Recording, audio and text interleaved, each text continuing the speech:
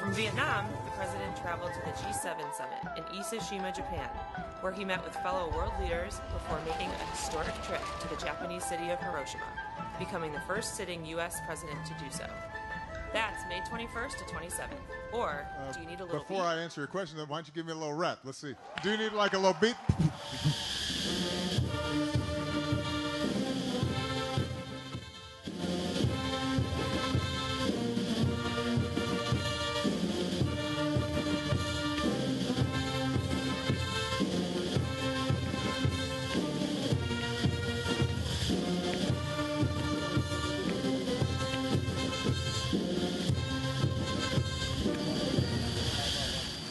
On this visit, my heart has been touched by the kindness for which the Vietnamese people are known.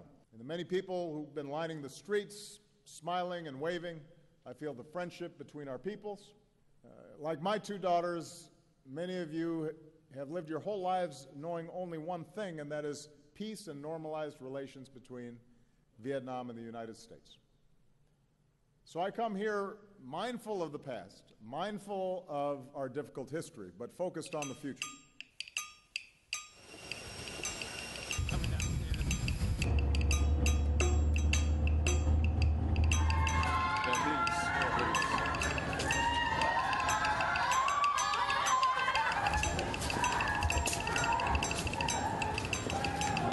He is the J Emperor. This Taoist temple was originally set up by a Chinese immigrant. Is this where I can make a contribution to help stay? Yeah, did a donation box.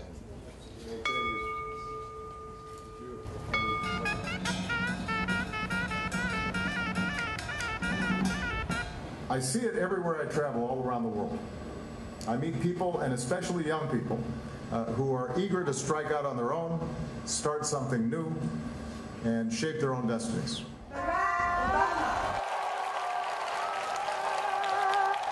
And that's why 3 years ago I launched the Young Southeast Asian Leaders Initiative, or YASILA.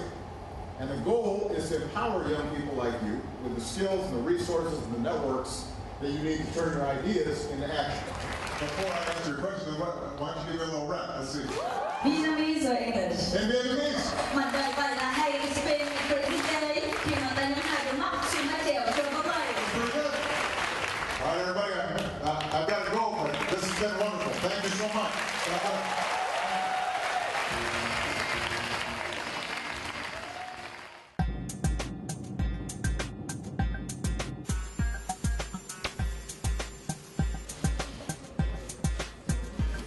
Mr. Abe and his team have done an outstanding job preparing for the G7 summit, and we discussed, as Shinzo indicated, the need for us to continue to boost global growth and to move ahead with the Trans-Pacific Partnership.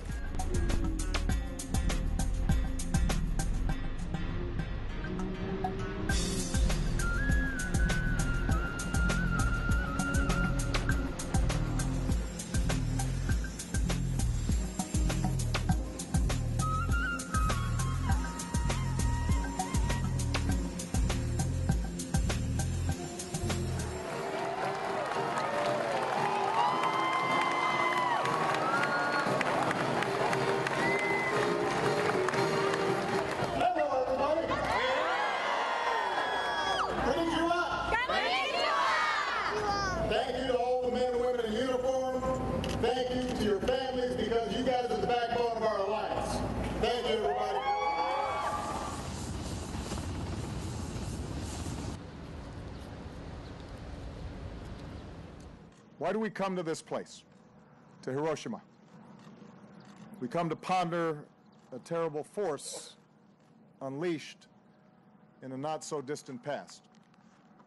We are most starkly reminded of humanity's core contradiction, how the very spark that marks us as a species, our thoughts, our imagination, our language, our tool-making, our ability to set ourselves apart from nature and bend it to our will. Those very things also give us the capacity for unmatched destruction. The scientific revolution that led to the splitting of an atom requires a moral revolution as well. Ordinary people understand this, I think. They do not want more war. They would rather that the wonders of science be focused on improving life and not eliminating it. The world was forever changed here. But today, the children of this city will go through their day in peace. What a precious thing that is. It is worth protecting and then extending to every child. That is the future we can choose, a future in which Hiroshima and Nagasaki are known not as the dawn of atomic warfare, but as the start of our own moral awakening.